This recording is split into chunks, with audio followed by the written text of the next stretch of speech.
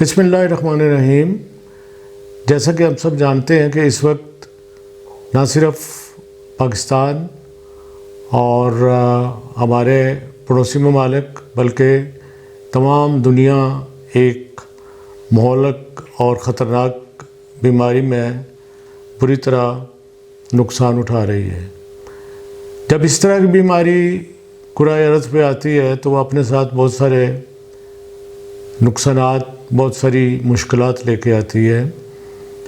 چونکہ میں ڈاکٹر خالد سعید سائیکیٹرسٹ ہوں تو آج میں صرف چھوٹا سا ٹاپک لوں گا آپ کے ساتھ جو ریلیٹڈ ہے سٹریس کے ساتھ۔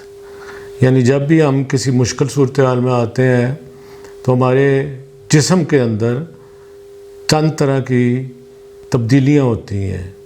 تو میرا اس وقت جو میں جن لوگوں کو مخاطب ہوں، ایک تو وہ لوگ ہیں جو آلریڈی کسی دماغی یا نفسیاتی بیماری کے مریض ہیں۔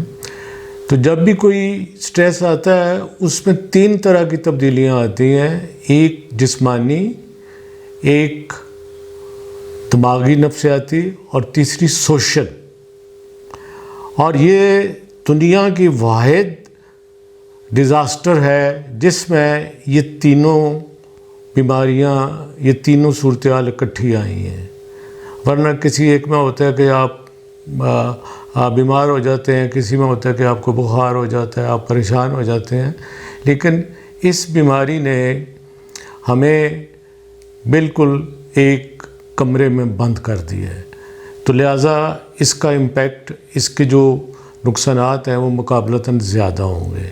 دوسری بات یہ ہے کہ کچھ بیماریاں ہوتی ہیں جن کے بارے میں ہمارا ماضی کا کچھ تجربات ہوتے ہیں، ہم نے سیکھا ہوتا ہے کہ اس کا علاج کیسے کرنا ہے، اس سے بچاؤ کیسے کرنا ہے۔ کچھ بیماریاں ایسی ہیں، مثال کے طور پہ ایک زمانے میں ٹائیفائڈ قابل علاج نہیں تھا، تو آج ہمیں پتہ ہے کہ یار ٹائیفائڈ کتنے دن کے لیے رہے گا، کیا علاج کرنا ہے، کیا کیا تدابیر کرنی ہے۔ اور یہ وہ بیماری ہے جس کا نہ تو ہمیں یہ پتہ ہے کہ یہ کیسے آئی، نہ تو ہمیں یہ پتہ ہے کہ یہ کتنے دنوں کے لیے آئی، نہ تو ہمیں یہ پتہ ہے کہ اس کو کتنے دن مزید رہنا ہے۔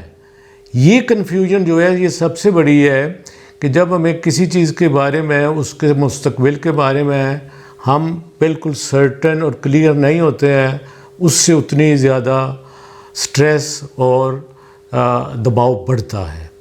تو اب چونکہ اس بیماری نے ایک مزدور سے لے کے ایک ملٹی نیشنل کمپنی کے ایگزیکٹو سے لے کے ایک پریزیڈنٹ سے لے کے ایک وزیر سے لے کے کسی کو اس سے بخشا نہیں ہے اس بیماری نے، تو لہٰذا سٹریس تو ہم سب کو ہوگا۔ تو اس لیے میں یہ چاہ رہا ہوں کہ چھوٹے چھوٹے کچھ ٹپس ہیں کہ ہم اگر ان کو اڈاپٹ کر لیتے ہیں تو ہم اس سے بچ سکتے ہیں۔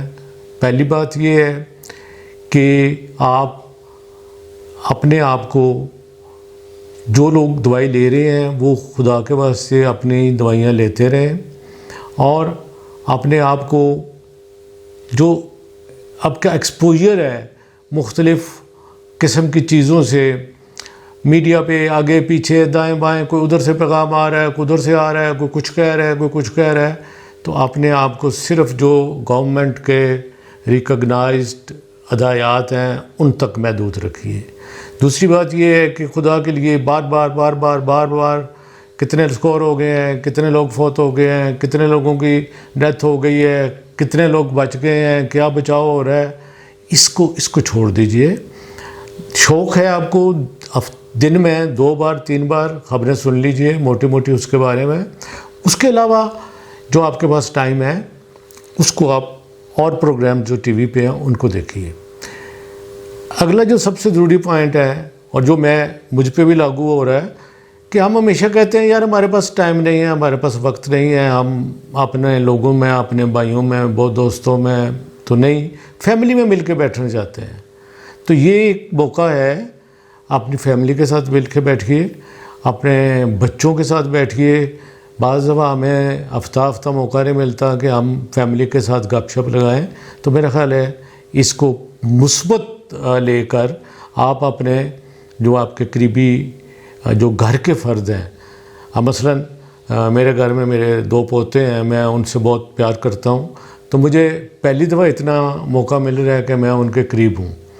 دوسری بات یہ ہے کہ بہت سارے آپ کے ایسے بزرگ ہیں، والدین ہیں، بڑے بہن بھائی ہیں جن کی آپ دیکھ بھال کرنا چاہتے ہیں، خدمت کرنا چاہتے ہیں، تو میں سمجھتا ہوں کہ اللہ تعالیٰ نے ایک موقع یہ بھی آپ کو دیا ہے، ان کی خدمت کریے، ان کے قریب بیٹھیے، ان کی دعائیں لیجیے۔ تیسری بات یہ ہے کہ کچھ ٹائم، کچھ وقت اپنے لیے ریزرو کریے۔ مثلاً مجھے کچھ بکس پڑھنے کا شوق ہے یا کچھ میوزک سننے کا شوق ہے، تو میں کچھ ٹائم اپنی ذات کے لیے علیحدہ سے رکھ لوں، اور اس میں جو چیزیں مجھے پسند ہیں، جو میں پہلے نہیں کر سکا، میں اس کو کروں۔ اس وقت کو رونے کی بجائے، پریشان ہونے کی بجائے میں اس پازیٹیو ایکٹیویٹی میں لگاؤں۔ اور بہت سارے دوست ایسے ہیں آپ کے جن کو مدت ہوئی ہے آپ کو ٹیلی فون کیے ہوئے، ٹیلی فون کرنے میں تو مشکل کام نہیں ہے، ان سے ٹیلی فون کیجئے، ان سے گپ شپ لگائیے، ان کا حال احوال پوچھیے۔ اور اس کے علاوہ ایک بڑا ضروری سی بات ہے، ہمیں ایکسیپٹ کرنا پڑے گا۔ جب آپ ایکسیپٹ کر لیتے ہیں ایک ریالٹی کو کہ یہ ایک ریالٹی ہے اور ہمیں اس کو ایکسیپٹ کرنا ہے، اس کے بارے میں کہتے ہیں کہ don't try to do which is undoable. یہ میرے اور آپ کے بس کی بات نہیں ہے، تو اس لیے ہم جو چیزیں کر سکتے ہیں اپنے لیول تک اس کو کریے۔ اور ایک جو سب سے ضروری بات یہ ہے کہ جب سارے دروازے بند ہو جاتے ہیں، جب ساری آسیں امیدیں ٹوٹ جاتی ہیں، جب ہم بالکل گھبرا جاتے ہیں، مایوس ہو جاتے ہیں، ہمیں کوئی رستہ نظر نہیں آتا، تو پھر ہم اللہ تعالیٰ کو یاد کرتے ہیں، اور اللہ تعالیٰ ہی ہماری مدد کرتا ہے، اور وہ انشاءاللہ کرے گا۔ جتنا موقع ملے نماز پڑھیے، قرآن پاک کی تلاوت کریے، اللہ کو یاد کریے، شاید اللہ تعالیٰ ہم سے ناراض ہے۔ ہاتھ باندھ کے اللہ تعالیٰ سے اپنی غلطیوں کی، اپنے گناہوں کی معافی مانگیے، شاید وہ کسی ایک کی سن لے۔ اور پلیز آخری بار اپنے خاندان کو بچاؤ، اپنی فیملی کے لیے بچاؤ، اپنے بزرگوں کو بچاؤ، بچوں کو بچاؤ۔ خدا کے لیے ہاتھ جوڑ کے آپ سے درخواست ہے کہ آپ باہر نکلنے سے اپنے آپ کو بچائیں۔ اگلا ویڈیو انشاءاللہ ہم کریں گے، اس وقت تک شکریہ، خدا حافظ۔